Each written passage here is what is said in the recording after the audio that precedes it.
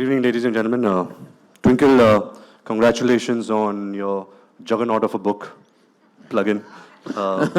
Juggernaut of a book. When I was asked to read a passage from the book, I was really excited, and I messaged Twinkle saying that I'll bring my bestest English.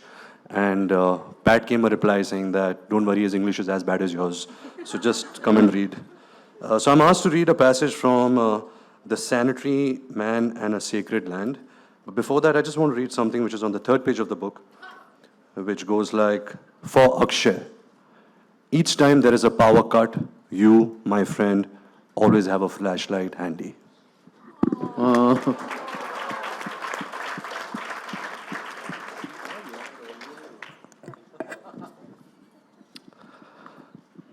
Prashant Batra submitted his story to The Guardian titled, The First Man to Wear a Sanitary Napkin.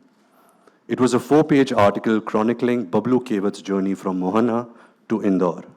And with that, troops of ruddy-faced journalists wielding straw hats and bottled water, along with the dictaphones, began descending on Bablu Kewat's workshop from all over the world.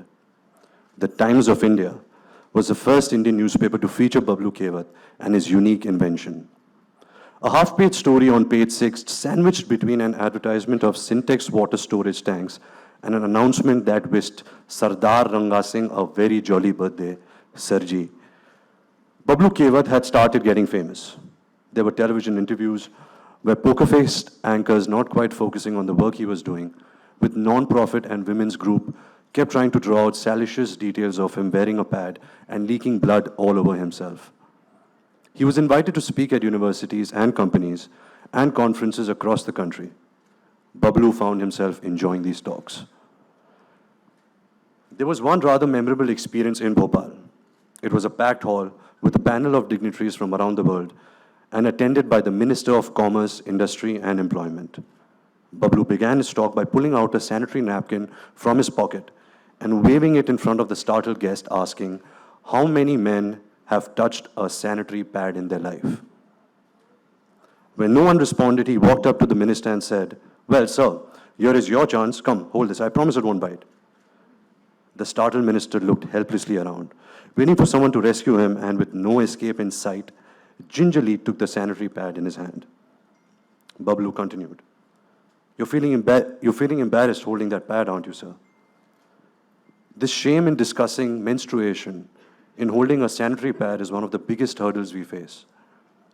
It is as if menstruation is not a natural function, but a sin that women unwillingly commit through their uterus and have to hide away from prying eyes, lest they be declared guilty of the crime of bleeding.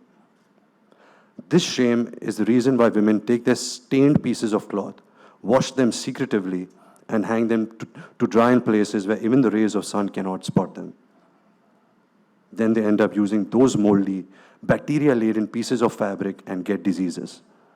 Let us all refuse to be part of this game of shame, because it is nothing but a losing game for all humanity.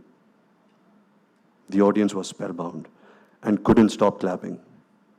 Taking his sanitary pad back from the hapless minister's hands, Bablu added with a twinkle in his eye, and I would like to end my speech by thanking women and the menstrual cycles. Without them, this talk, along with our very existence, would not be possible.